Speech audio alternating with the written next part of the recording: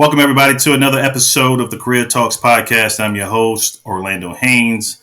Hopefully, you've seen the promo on who I have tonight. But before we get to that dynamic young lady and all that she has to share tonight, let me first welcome everyone. Definitely come on, have questions ready for tonight. If you've seen the topic, really how to advocate for your own career, definitely get prepared to ask those questions, but also tell us where you're coming in from. Which city or state or country, whatever that is. But also want to shout out tonight's sponsor, which is Agape Career Counseling Group. Again, you hear me say it each week, which is led by a good friend of mine, 𝗧𝗺𝗵. So their focus is really helping you find a career you love and discover that. She does HR, career, and small business consulting. So definitely check her out. The website you'll see in the show notes afterwards. It's AgapeCCG.com. Again, that's AgapeCCG.com. And tonight's episode is sponsored by the Career Accelerator Planner. This is a planner that was put together by myself and my partner, Karen Turner, who is a leadership coach. You can find her on LinkedIn as well. That's 2E's, Karen Turner. We've come together and saw this gap in helping folks really being able to log and track their performance on their careers and position themselves to have those difficult conversations, or when it comes time to a promotion, when it comes time to have a conversation around merit increases and things like that. We tend to forget all the things that we've brought to the table. The Career Accelerator Planner lets you document all those things in one place. So it's available for pre-order right now at careeracceleratorplanner.com. So go ahead and check us out and support us. So without further ado, this young lady, I've seen her on multiple podcasts supported by Susan Reese at the Computer Coach organization here in Tampa. She is a tech, guru, wizard in understanding that space, entrepreneur space, startup space. She's the co-founder of 𝗧𝗺𝗵, which I participated in with previous companies, and the current company I work for. It's a phenomenal opportunity for you to connect with some sharp and professionals in various spaces and backgrounds. She's also the co-founder of Higher Tech Connect here in Tampa. So she is definitely pushing the envelope when it comes to not only being someone in the corporate space, but in the entrepreneurial space. So we are going to learn a lot from this dynamic young lady, Daniella Diaz. Please join us right now. How are you? I'm fantastic. Thank you so much for having me. Good. I'm so glad you can make it. We've talked prior to this, and that was good to connect because we watched each other's content on LinkedIn. So super excited to have you join me. Yes, absolutely. It's a pleasure. And don't mind, my dogs just broke in. So if you see them on camera, say hello. They're friends. No worries. Questions, make sure. Oh my gosh. Let me walk them out now. Give me 1 second. No worries. Take your time. This is live, people.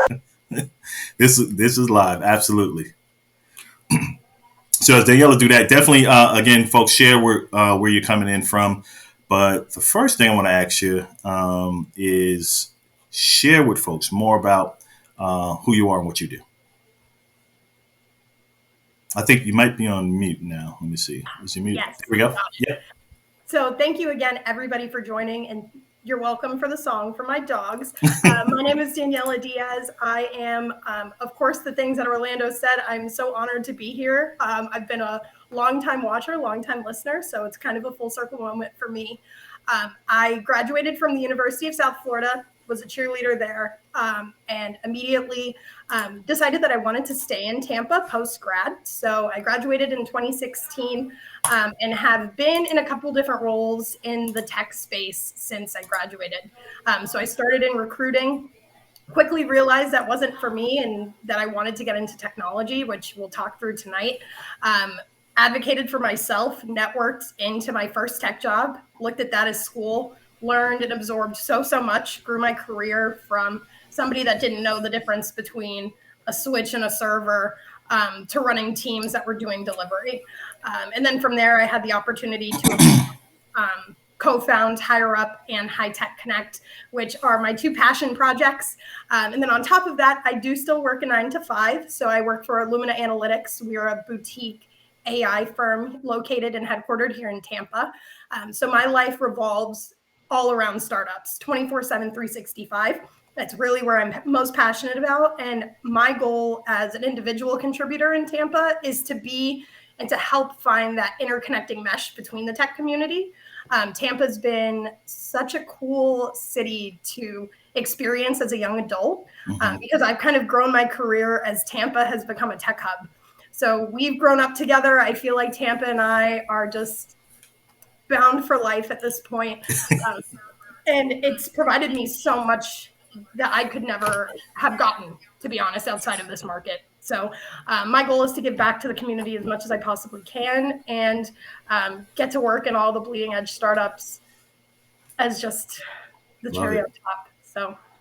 So let me ask you, where did all this drive and passion where did it come from? What's your backstory leading you up to not only having this one thing? Let me say it this way, right? There's one thing to have a corporate career in a side hustle that folks are trying to, obviously match their income and whatever the strategy is.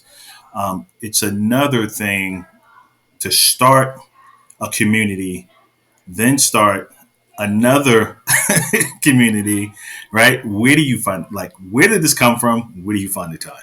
Yeah. I've always been really high energy. I've always been really driven. I give that to my parents. They are a testament, and I'm a testament to everything that they poured into me. I was always told that there is no ceiling. You can kind of go and do what you work for. And I took that to heart. At a really young age, I've always been extremely competitive. If you talk to anybody, I'm never the quietest in a room. I'm always nose in a book, just trying to learn, just being a sponge and absorbing as much as I can. So I've always kind of had this drive to succeed, and I've always known where I wanted to go in life. I just didn't necessarily know how I was going to do that when I was younger. And when it comes to starting communities, I think it's something that you have to do really intentionally. It's a lot of risk to go and put something out there that impacts other people, because at that point, that's something that I take home with me every day. That's a responsibility that I take extremely seriously. If people are coming to me about their careers, about potential things that they're going through in their careers, if they're simply looking to connect with someone, if they're looking to pivot into technology, there's so much representation that isn't necessarily prominent yet in the tech space. I think over the last few years, tech has become a trending topic because people see high salaries and they see job security, but there's so much more to that. So for me, it's just, I intentionally wanted to get into tech. And then I made the decisions based on the people that I met and the gaps that I saw, that there are ways to creatively do something to fix it. So you said something pretty interesting there. So obviously you got the drive and the passion for your family, from your family, and then also the tech space. You said it at the top of the podcast as well, is where Tampa is becoming this tech hub. I see women in tech. Obviously, a mutual friend of ours, Suzanne, with her company, and then now what you two partnered and launched these two, both are just higher up. Just Higher Up is a partnership, but she has been a supporter of High Tech Connect since the beginning. Awesome. So absolute shout out to Suzanne, because the work that she does is absolutely incredible. Absolutely. So with that, how big is the tech hub getting in Tampa?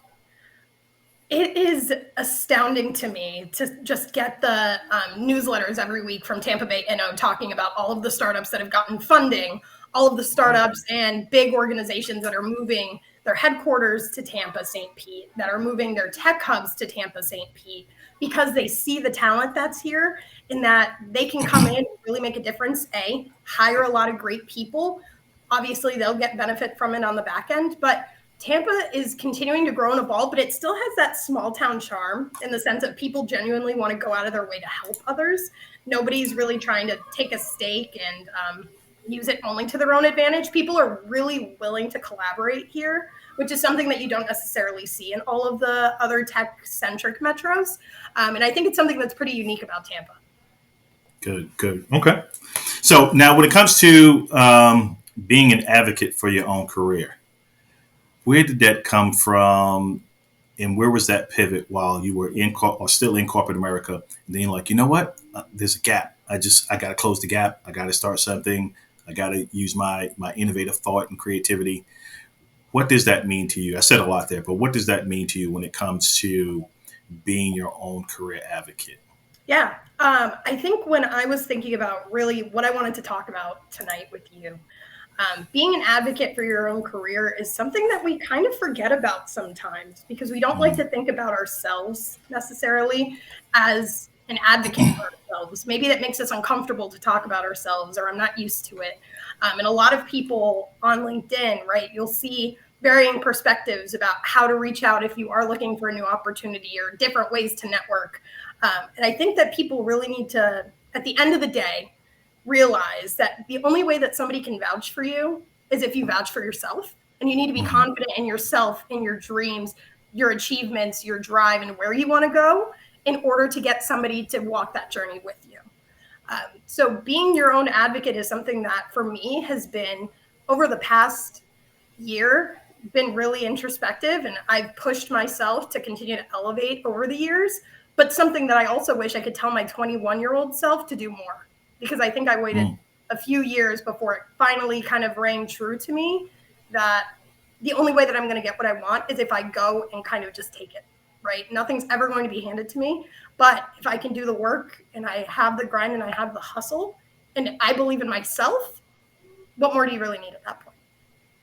So that there's a large level of confidence that you exude, and as just listening to you talk, even tonight and prior to, right? A lot of folks don't have that who are tenured in the industry, whatever industry they're in, but are, 15, 20 years that still don't possess that level of confidence that, you're sharing with us tonight.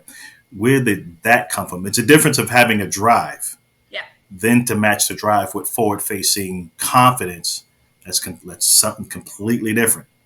At least in my head. Where did that element come in for you? I think a lot of it is fake it till you make it, to be honest. At least that's how it started, right? Right. I was that person that would just walk into a room. Believe it or not, I'm very introverted at heart. I was the person that would walk into a networking event when I first graduated college. And for me, I was kind of just like timid. I stood in the corner with my one friend that I knew. I didn't talk to anybody and I would leave. And I was like, dang, that was such a waste of time because I wasn't putting myself out there because I doubted myself and I didn't believe in myself.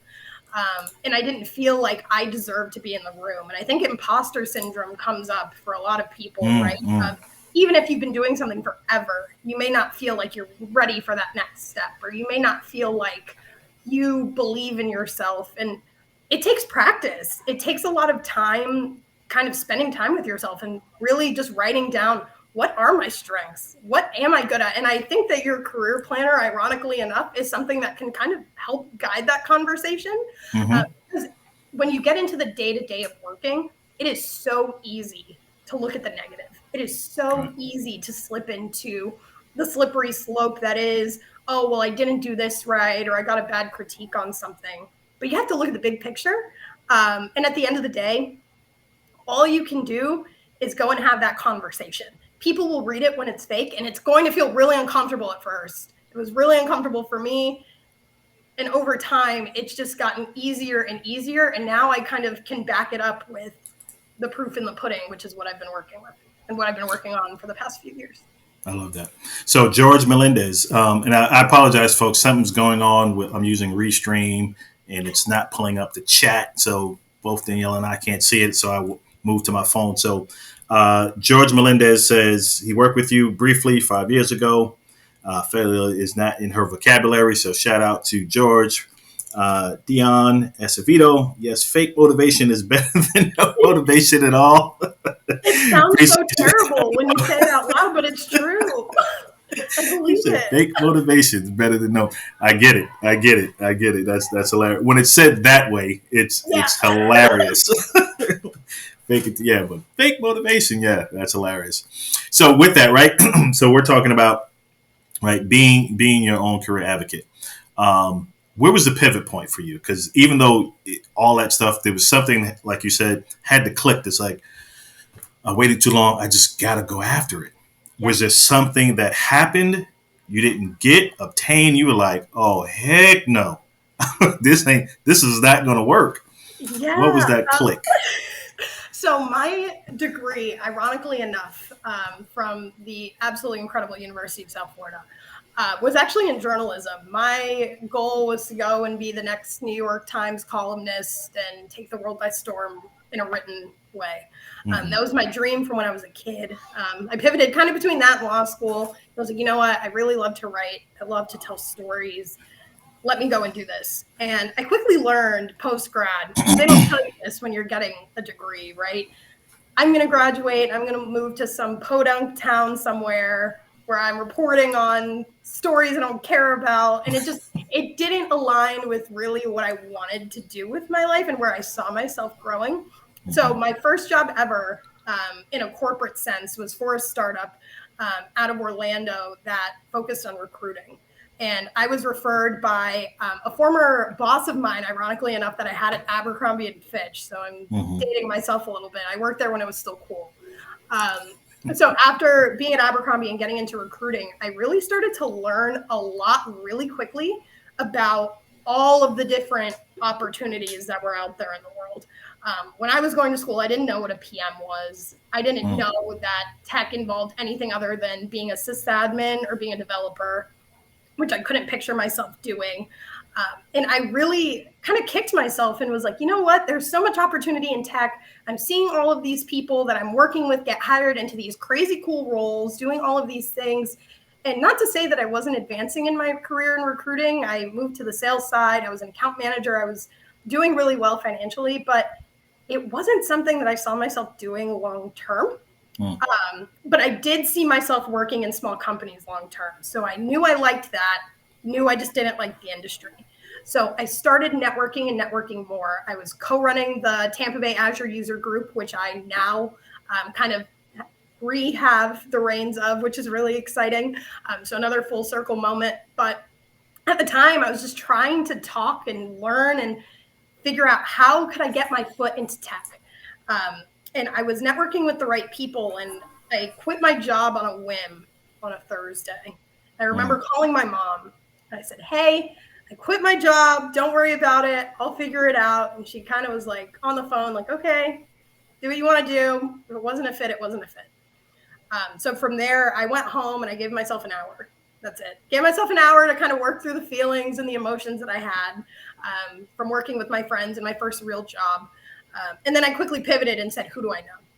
So from there, I reached out to a gentleman that was working at my next company, which is IT Authorities, also headquartered here in Tampa, because we had been talking about potentially working some roles for his team. And I sent him a message on LinkedIn. I knew the guy really well, had worked with him for a few months. And I told him, hey, I can't work on this project with you. I just quit my job, but I did see that you had a job opening. I don't know if I'm a fit, but if you're willing to take a chance on me, I promise I won't let you down. He gave me a call that night. I ended up scheduling an interview the next day, interviewed that Monday, Tuesday, had an offer on Wednesday, and my transition to tech started that next week. And that's 100% testament to networking. And it's something that completely changed my life for the better. Like, how many people at your age, my age, older, will seize the opportunity, right? Carpe diem, seize the opportunity to be like, hey, I'm not a fit, but I'm gonna sell myself. I'm gonna go for it. Like, yeah, I'm gonna take my shot. I'm gonna take my shot. Like, not many people wanting to do that. It was gutsy. Let me tell you, when I sent that message, I turned my phone screen off, put it upside down, and walked out of the room. And I was like, oh gosh, let me just hope that I don't get a hard no. Even if it is, let me start applying other places, which is what I did. But I was like, you know what? If I don't take a shot at myself here, and this is what I really want to do, then the only person I can blame is myself. So I sent that message, and everything kind of fell into place in this really crazy way. And I'm not saying it always does. I know that that's not necessarily realistic. I do know that in the time that I'd spent working with him, he knew my work ethic. He knew my drive. He knew my goals, my aspirations, and what I wanted to do. And to have somebody that had been in tech for years and years kind of go and put their arm out and say, you know what? I know her really well. I think she'd be a fit, not necessarily because of what was on my resume, but because of what he knew about me as a person. That was the most validating feeling in the world. I will never forget getting that call from Jan Fleck, who was the IT Authorities recruiter at the time. I was driving to Publix. It was like 3 o'clock on a Wednesday. And I will never forget pulling into that parking lot and taking that call. That's incredible because, again, to that point, right, there's a level of boldness and confidence. Even if it's fear, you still acted on it, right? That's really being an advocate for yourself. And not only that, it's one thing because, again, I try to break stuff down to make it make sense and to really get people to really see the value in it. It's not that you just say, hey, I may be a fit. You were like, no, give me an opportunity because I won't fail you. Like that, the end, period.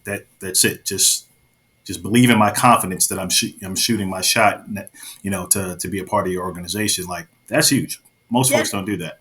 Yeah. And I mean, at that time, IT Authorities was like the hardest place to get an interview. It felt like in Tampa. I remember I got the job and I was so excited and I put it on LinkedIn and I had people out of nowhere messaging me like, I've been trying to get in there for years. I couldn't even get an interview. How did you get in? And it was such a prideful moment. Mm-hmm. I was so excited. I told all of them it was networking, which I thought was really, really awesome. But they gave me such an opportunity to just learn and grow without judgment. I had the best management teams. I still talk to them all the time, even having left in December. They gave me so much opportunity as another kind of smaller organization, right? Less than 500 employees. I believe I was employee 107, something along those lines. And just being able to walk in there and know I have the confidence of this whole organization, even though I felt like I knew nothing about technology. They gave me the best training in the world. That's going to be my question. All the time I needed, all the resources I needed to succeed in that career, and ultimately allowed me to be part of the 𝗧𝗺 executive team by the time I left, and I was 26. That is just insane to look back at, and I'm so proud to have worked there, so proud to have been part of that organization, because without it, I don't know where I would be right now. Awesome. Good for you. And prior to that, you had how much tech experience? 0. Absolutely none. I was running the Azure user group. I had a lot of confidence. You can almost call it delusional confidence at 21 years old. But you know what? I took the bull by the horns and said, let me try it, because if I don't, I'm going to kick myself over one day. It's funny because you know how you look at job descriptions and it says experience will basically compensate for a lack of education. So you had confidence that made up for the lack of tech knowledge and still landed it. That's super cool. Confidence in a degree that had nothing to do with anything with technology. But that let him show, like, wow, if she's bold enough to really just put herself on the table and almost guarantee that you will do well. Like, how do you not take a shot, right? How do you not take a shot when you get to the right decision maker? Yeah. That makes the difference too. You were talking to the decision maker, so that's cool. So if you were to put this into, because this world is full of 3-step plan, 5-step plan, 10-step plan. Yeah. What would the initial steps look like in your head if you were coaching folks on being an advocate for their career? What would step number 1 look like? I think step 1 for me and what I did was really evaluated what I wanted to do. And that is a huge, really, really broad statement. And in that sense, it could be, do I want to work for a large organization or a small organization? Because those are extremely different. Do I want to work? What's important to me? And how do I have this dream that I can visualize? For me, I put it in paper and I said, okay, I want to work in technology. These are the areas within technology that seem approachable and seem like something that I could do. So for me, I wasn't saying that I wanted to go be a sysadmin. I wasn't saying that I wanted to be a dev. I was saying, okay, let me go to the customer success role. I was in account management. I have people skills. I have the ability to communicate. I have transferable skills to service delivery and customer success because I understand the customer's story. I understand how to communicate effectively, and everything else can be trained. again, super broad, super big dream, right? Put that on paper and I said, how do I get there? And who do I know that is already there? And from there, I had to go into my network of people that I already knew, which I think is important, right? There's a distinction between reaching out to somebody I think that you know and can vouch for you and knows your work ethic, your drive, etc. And there's the other part of LinkedIn saying, hey, if you're applying to a job cold, just find somebody that works there and ask for a referral. I hate that. Which I hate seeing. It is terrible advice. And if there's one feature off, don't do that. Because at the end of the day, right, somebody's only going to put their name on the line if they know you well enough to trust you, right? If you go and you start kind of willy-nilly just shooting a message to anybody that's out there, it's not going to turn out well. And I'm sure you've seen those things happen too. Quick delete. Do not do that, folks. Yes. That is a bad feature that I guess LinkedIn implemented. Do not just random. Don't do that. Just stop. No one likes that. It's odd. No. So what does step 2, because I'll summarize it. Like you're talking, not only having clarity in your career, but you're getting granular, right? It's, yes, I want to be whatever it is. We're talking tech. I want to be in DevOps. Okay. What company, what size? And then it gets granular with culture, types of projects, etc. Are they new and innovative in their technology? Like you're going down to the weeds, which again, a lot of folks do not do that.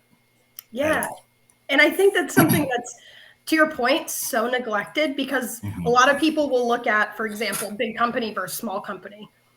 I've always loved working in startups and working in smaller organizations because I feel like what I'm doing and the work that I'm doing makes an impact, right? For me, if I was an employee at Fortune 10, multi-location, international organization, and I was just a cog in the wheel, I would feel so unfulfilled. But I know that about myself. And I've had to take the time to determine that, hey, that's not going to be where I do my best work because of A, B, and C. Getting into the details, although tech is a great place to start, right? Getting into the details and really understanding what's important to you in your career journey is part of how you advocate for yourself. Because once you have targeted, these are the things that are important to me, then you can start to work reverse. Okay, I know what I want. Now, who's fitting into that bill? What companies am I interviewing as part of this? Yep, you're working that funnel, like you said. You build out that funnel, and you attract to that funnel versus you trying to fit and blast yourself everywhere. Yeah. I mean, in the tech space, I see a lot of tech folks. I wouldn't say a lot, but candidates that in my current role, they are focused, right? They're looking at what projects, what technologies do you have? Because if it's dated, they may not want to attach themselves to that. They're like, I need something, what's coming next? What's 2 years down the line? Are you guys involved with this? They really want to know project based. Where's that company going? And that's when they're excited to like, absolutely, I want to partner, right? It's a resume booster. It's an ego booster to say you've worked on it. Azure's, is blowing up everywhere. Everyone needs someone in that space.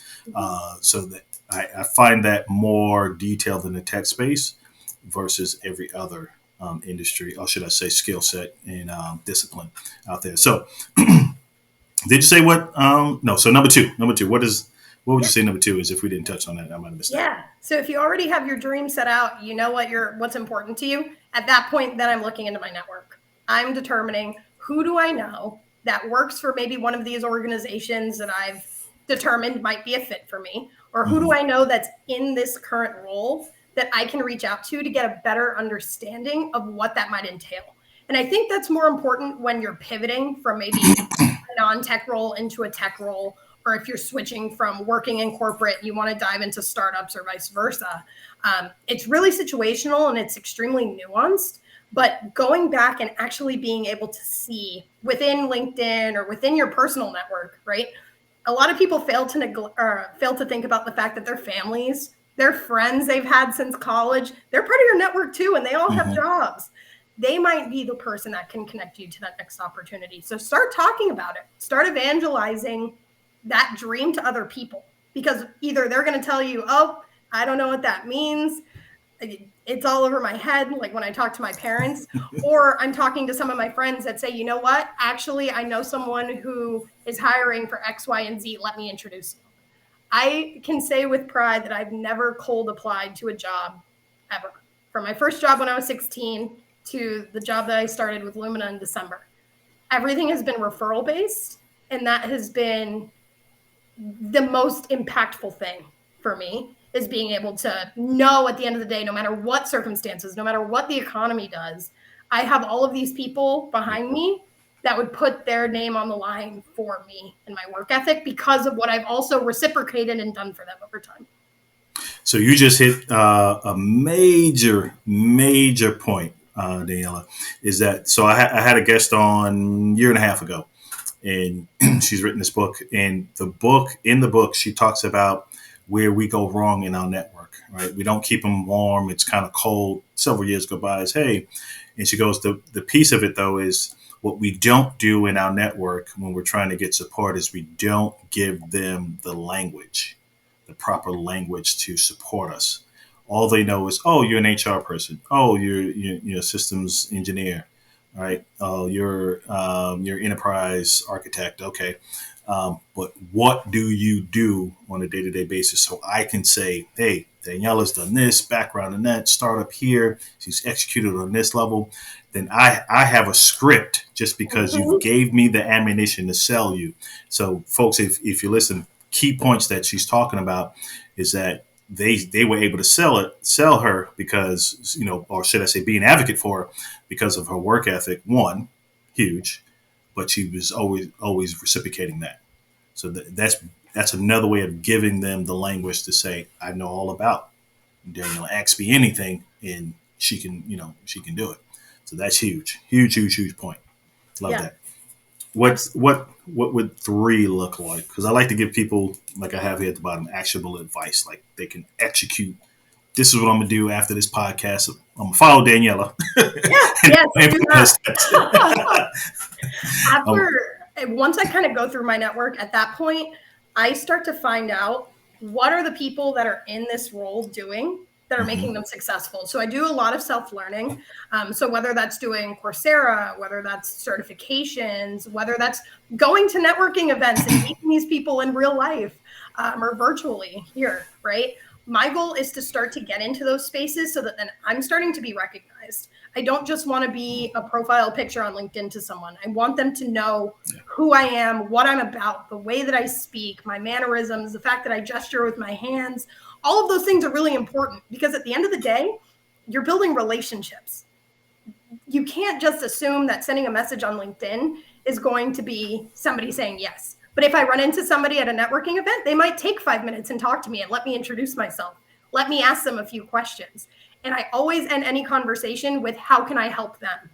And even if they say nothing at that point, I still make a point to ask, if there's anything I can do for you, please don't hesitate to ask. And I mean that. And I think that's a distinction as well. You have to mean those things because these relationships are a two-way street. You can't just reach out to your network when you need something. Because whenever anybody needs something, how do we all pick up the phone? Big sigh, pick it up. What do you want? What do you need?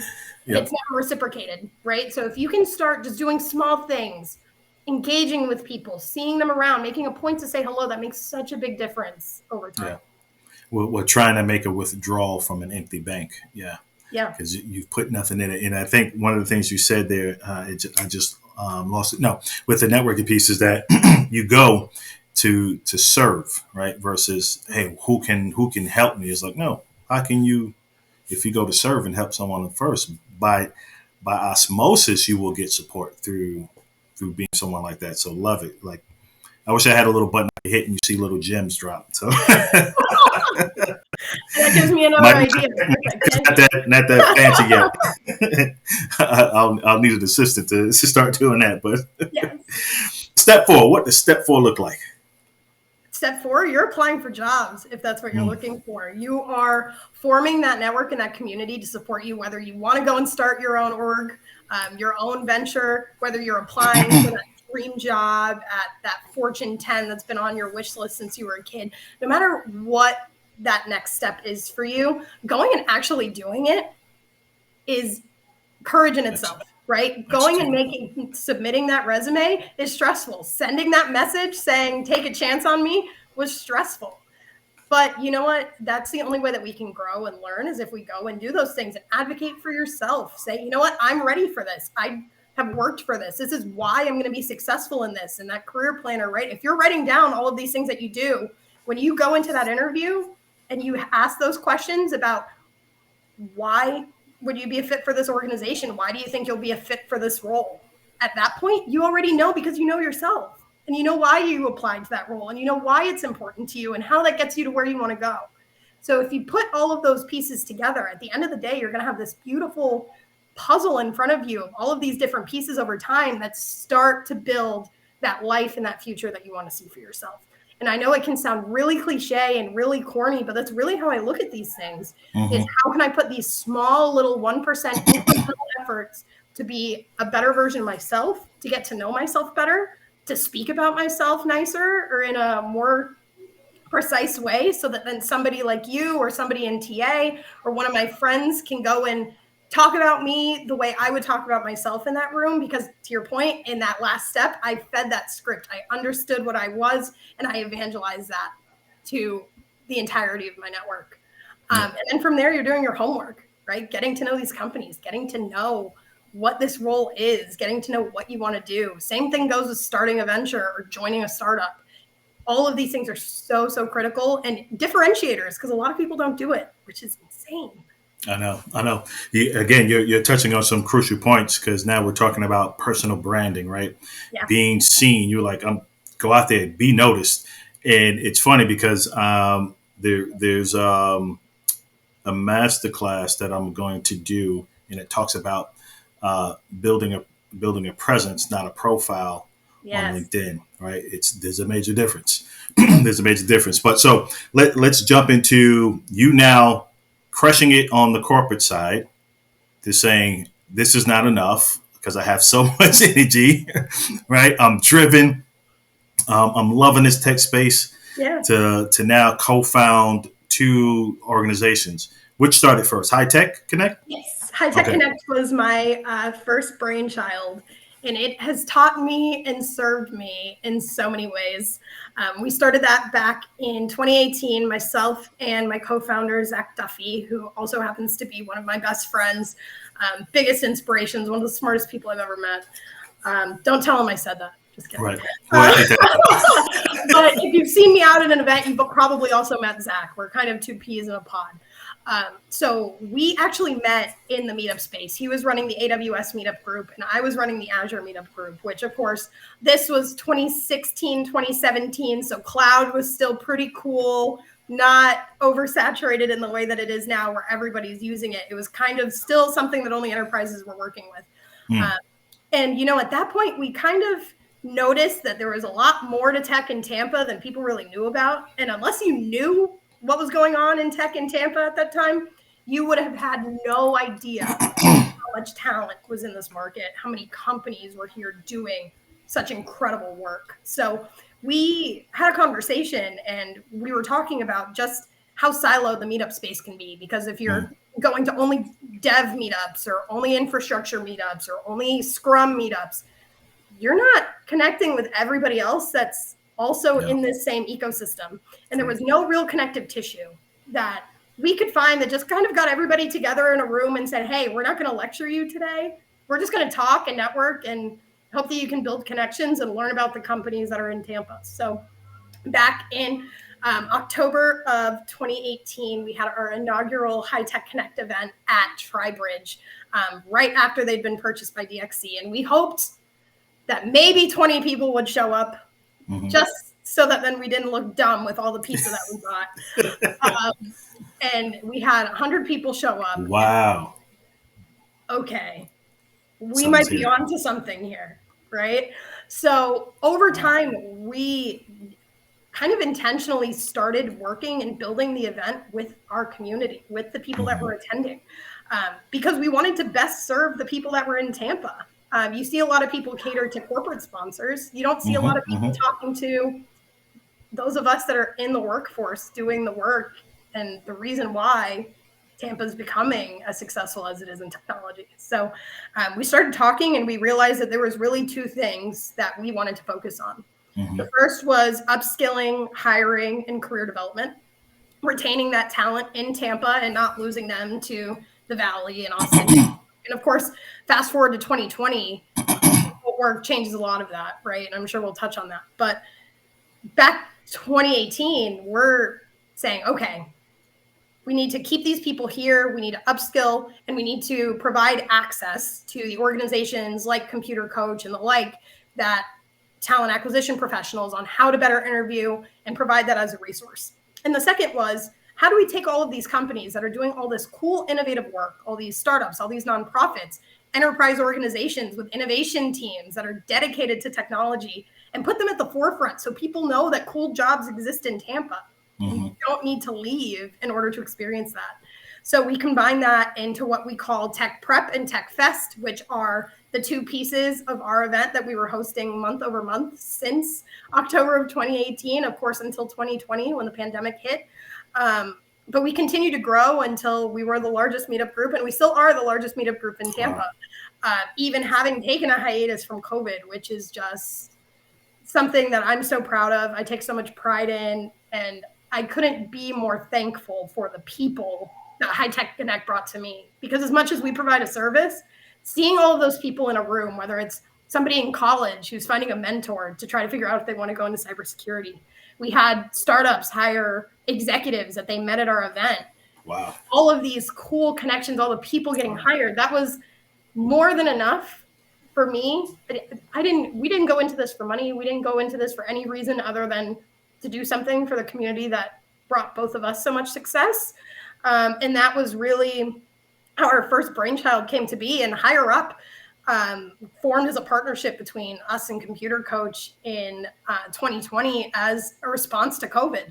We said, okay, we're all remote, we're all virtual. We have people reaching out to us that are still hiring. And more importantly, we have a lot of people that otherwise wouldn't be on the market that are now being thrust into not only a pandemic, but into an absolutely insane job market, trying to figure out what the next day was going to look like, much less the next time we would go into an office. So we started Higher Up Florida as a free event for employers and attendees to take the resume out of the equation and let people form connections, almost like speed dating, right. Specific to tech careers. And we opened that up over time to careers outside of just technology. But we started with our core focus in tech because those were the people we were serving. When we said, okay, let's matchmake. Let's get our sponsors in a room with people that we think might be a fit and let them talk, and we'll rotate them around from room to room, but we'll guarantee that every candidate will meet every company, and every company will have spoken to every single candidate and heard their elevator pitch. So that is something that we still are running. Still do not charge anything for that. If you're interested, of course, reach out to me, our co-founders. Orlando, of course, you've been a participant in a Higher Up event. Absolutely. But we started that just as a means to help our community. And I mean, that led us to Computer Coach getting recognized by the mayor for doing this, which is absolutely awesome. And that led me to being on the Tampa Bay Business Journal's 25 Under 25 during 2020 in the middle of a pandemic, which was just insane. More than I could have dreamed about. All that for being an advocate for your own career. And that's, I think the beauty in what you're doing is that it's selfless, right? There's a huge undercurrent that you carry to serve. You said it throughout what you were telling us. It's how do we help and serve the community that helped us? How do we give back, right? So this is becoming larger than you, Zach, Suzanne, Cassandra, right? All of you are part of both these organizations. Like it is putting people to work, right? Yeah. It is connecting. Like this is a massive. It doesn't have to be this, large nonprofit organizations that we know across the world, but it's massive impacting in Tampa, and that's huge. So highly commend you on that. Big advocate for Higher Up, like you said, participate in that several times. And let me just speak to the level of the people that participate from a candidate perspective on that, right? I don't think any other job, quote unquote, fair organization brought the level that Higher Up does. These folks, like you said, the pitch, right? They have a succinct pitch of what they are. There's that 1 minute elevator pitch, if I can talk. Their experience, right? Their expertise and what they're looking for. But even some of the students that come in, they are clear in what they're looking for. It's not like, hey, just come see what you guys got. No, here's what I'm looking for: A, company B, company C, company representative. It's this, and that. Is there anything? Nope. All right, but I'm gonna connect with you on LinkedIn, and I'm gonna follow up, and I'm gonna just watch what comes out of your organization, because if something pops up, I'll be a part of it. And then the mid to senior level folks, like these folks are impressive, very impressive. So I would put Higher Up is one of the number one that I personally participated in terms of a career network meetup space to hire folks. So kudos to you all. Thank for that. you so much. We do. It's a group effort. We all kind of take our bits and parts, and we spend a lot of time with the candidates, right? Mm-hmm. We pre-vet them. We are talking to them on meetings, telling them this is how you crack your elevator pitch if you haven't already. These are the tips. These are some questions to ask. Here's what to expect. And we take that feedback and we continue to just iterate, make it better and make it better and make it better. Because we want it to be an experience that hopefully you don't come back to because you get hired at the first event you attend. But we want you to continue to send us people, and we want to continue to build and make that impact. And being virtual, it's allowed us to meet people from not just in Tampa, but people that want to move here, companies that are hiring, from startups all the way to your PwCs of the world, which is always really cool. But at the same time, it fills my cup in the biggest way possible, because we get to put not only Tampa on the map, but we get to put all of these absolutely brilliant technologists that we have out here to be able to continue to build on their careers. Yeah, and you guys do a great job, in servicing, or should I say, partnering with the employer too, right? Because you want to make sure that you're not just having, print shops show up and like, hey, yeah, we're looking for it. Like, no, do you have tech opportunities in your organization? Because we're bringing talent to the table. So I urge employers and people in that space to just participate, get involved with it. And it's funny because I've liked every single person. I think I participated 3 different times. And I've liked every single person to where I've written notes. I'm like, man, I wish we had something for them, because they were awesome, right? The pitch, the work they do. I'm like, oh my God, I wish we had something. But it was definitely each one tremendous value. That's so great to hear. I will be reaching out to you for a testimonial. Yeah, absolutely. Anytime. Absolutely. That without a doubt. So, wow, time is flying by. I know. So talk to us more. So you said something earlier when we were talking about High Tech Connect, and you said, we'll get to that. What was that? You made a point. Do you recall? Oh, yes. We were talking about High Tech Connect and kind of the way that we've scaled, right? Okay. So with COVID and the hiatus that happened, we, of course, put all of our in-person events to a stop because, A, we wanted to protect those people that were in our communities. We didn't want to put anybody at risk. Hi, doggo. But at the same time, we wanted to make sure that we were continuing to provide value, which is really where Higher Up came in. But with High Tech Connect, what we are kind of most excited about bringing back is that level of community and that interconnectivity within the tech space again. So we are working on a future event that should be announced shortly. I won't give dates yet, but for us, and with High Tech Connect going into hiatus for 2 years, it could have been something that totally deterred us. It could have been something that caused it to end. But the amount of messages that I get from attendees of like, when's your next event? Can I help? Can I volunteer? Like, I couldn't be more thankful for the people that have trusted us in our vision and have bought into it. But more importantly, the people that we continue to serve. Zach and I both work full time in startups primarily, and you'll never hear us really, everybody knows where we work, but we're never there to sell. We're not doing this with any intention, to your point, other than to serve. We really want to make a point of, at every event, who's new and who's never been here, because we're going to have people swarm you trying to get to know you so that then you can meet them. Those are the things that bring me so much joy and so much pride. And it's really what shines through. It's really my purpose at this point. And I've been really fortunate to work for leadership teams and for entrepreneurs that see what I'm doing, and they don't see that as a deterrent of like, oh, well, you're focusing on other things or it's a side hustle. I don't consider what I do a side hustle. I consider them both passion projects. Yep, absolutely. It'd be interesting to know. Do you know how many non-tech people show up at your events? We've had a range. So ironically enough, we did some surveys and our demographics are primarily mid to senior level, which we totally did not expect. We've had brain surgeons come to our meetings. We've had CEOs of publicly traded organizations at our events. We've had VCs at our events. It has just been a smorgasbord of people and profiles that we did not anticipate ever being under the same roof on like a random Thursday. Well, not random, the third Thursday of every month, but it kind of just grew organically. It was all word of mouth. We weren't really doing too much on the marketing side. We grew because people liked the event enough to bring their friends and tell people at work, which was nice, super awesome. Nice. I absolutely want to participate and be at the next one for sure. Love. Awesome. So what else can you share with us? Wow, time, I keep saying it. Time is flying by. So I know. I think. Go ahead. Oh, go ahead. Sorry. There was a question that I saw on the side from Dion. Asking about what I would recommend for somebody interested in tech that's transitioning from another career, and what networks that are out there. And that's a fantastic question and one that I see a lot. First of all, thank you for your service being in the military. There are a bunch of organizations in Tampa specifically that do help transitioning service members, one of which is Hiring Our Heroes, who we are partners with. They're an absolutely incredible organization that will help you be placed into apprenticeships to start learning these tools of the trade, so that then you have something on your resume to go and build upon. There are others as well that are escaping me, unfortunately, at the moment. But when you're looking at transitioning into technology, first of all, great space to be in. Couldn't recommend it more. I don't think either of us could.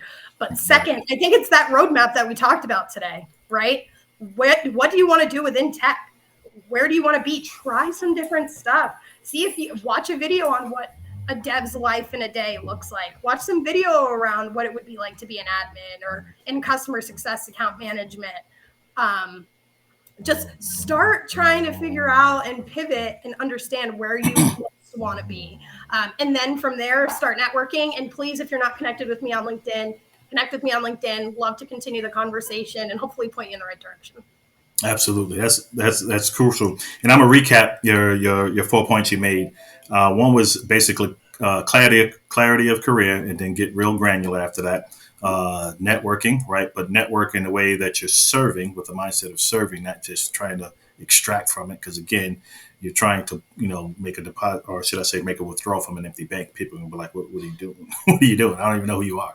And do not use that feature that LinkedIn provides. We are both super advocates of not using that. Do not do it.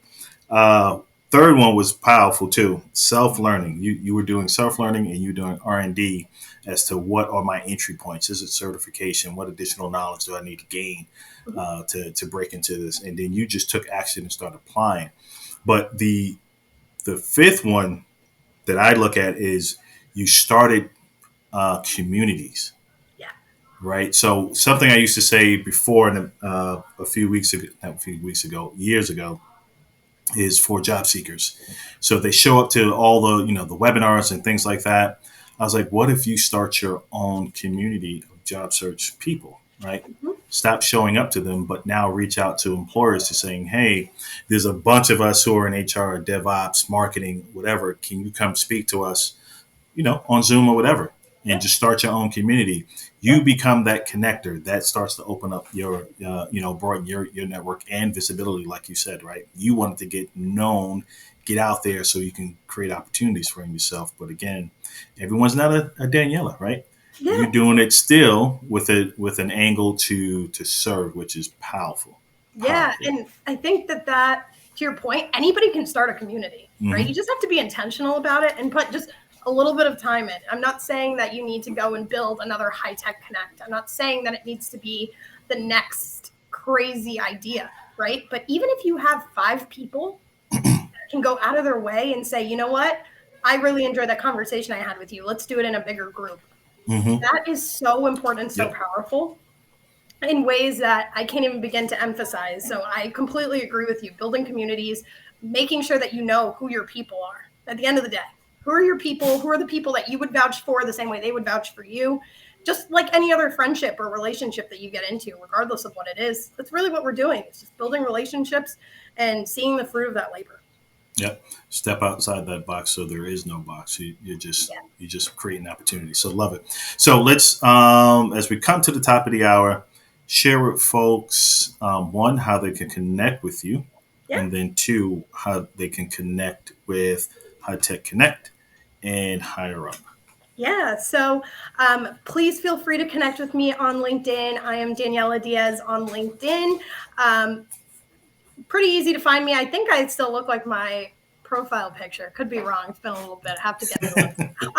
Yes. But feel more than welcome to connect with me. Please do send me a message. Please don't just kind of go out of your way and do what we didn't do and say, hey, I need this, right? But if you reach out and you're looking for somebody to talk to and you want resources to pick your brain, more than happy to get on a call with pretty much anybody, talk through whatever it is you're looking for. And if I can be of service, I'm absolutely going to give you that. And if I don't know, then I probably know somebody that can help you. So that would be step one. High Tech Connect and Higher Up Florida, we post everything to our LinkedIn. So feel more than welcome to follow us there. We're also updating everything on our Eventbrite pages as well as our websites. So that's the best way to see what's coming up with us. So you're always in the know of what these events are. And of course, I do also post them to my personal LinkedIn. So feel more than welcome to do that. And one thing that I do want to say is make sure, as we're kind of talking about this, because I know we talked about personal and professional branding. Your professional brand can be your personal brand. Yep. You don't, just because you do something at work doesn't mean that that's not who you are as a person. I like to think that my personality transcends just what I do, 9 to 5 and then 5 until midnight and eventually I sleep, right? But if you can go and kind of start thinking about some of the things that we talked about today, putting that roadmap to work for you, I would love to hear your feedback, how that's going for you. And if I can be your cheerleader the same way I did for the South Florida Bulls, I'd be more than happy to do it. Awesome. Last question for you. What's your personal kind of mantra, or what gets you up going every day? Yeah. So first is coffee, but in a serious fashion. Every year at the start of the year, I take a moment to think about the year that I had and to think about a word that I want to describe the year that I want to have. So for this year, my word was elevate. I wanted to elevate everything I did, the communications I was doing, being more present, doing things like this, getting to explore networks that weren't necessarily part of my realm previously, meeting new people. That has been my mantra and my word of the year, and that I constantly am telling myself, it's how am I going to elevate? How am I going to elevate? How am I going to elevate? And I encourage everybody, if you haven't done that, or that's something you've not heard of, about what you want the next 6 months, the last half of this year, which is insane to think about, to look like for you, and start putting those things into motion, because it doesn't need to be a big thing. My former CEO, Jason, had a mantra about 212 degrees. At 211 degrees, water is hot. At 212, it starts to boil. Boiling water creates steam that powers locomotives, et cetera. So that extra nth of a percent can make such a huge difference over time. And it's one that I like to continue to tell people. So 212, pick your word of the year. Mine was elevate. And make sure you have strong caffeine, because Lord knows late nights are just part of brutal. Comes with it, right? brutal. Yeah, I definitely see for sure one that Higher Up and Higher Tech Connect become massive conferences where you have, I see that happening. I would love to be a part of that. Yes. And then before we got on, I also said that Danielle needs to write a book. So you're holding me accountable. Put you on the spot, right? So, folks, if you chat in there, connect with her and say, we look forward to your book. Put a little pressure on Daniella, because she just has a wealth of information, especially in how she just took control of her career and was her own major advocate, but built, advocates in that process. So appreciate it. I just appreciate your time. You shared so much. I love your energy, your aura, your spirit. It's all about giving. Super intelligent. I'm learning a lot in this conversation. I look forward to some more connections that we can get together and do. So anytime you call me, I'm there to support you guys. Likewise, and thank you again for having me. This is the best way I could have spent the hour before the Lightning game. So hopefully everyone comes in, hopefully they win. But this has been an absolute pleasure. It's been a real full circle moment for me because I've looked up to you for so long. I've watched your content for so long. So to be here is just, I'm going to call my mom and be really excited. Oh boy, thank you so much, Dan. I'm gonna close this out with a video and chat with you 2 seconds afterwards, and then go ahead and watch that Lightning game. I appreciate you, folks. Thank you so much for joining, everyone.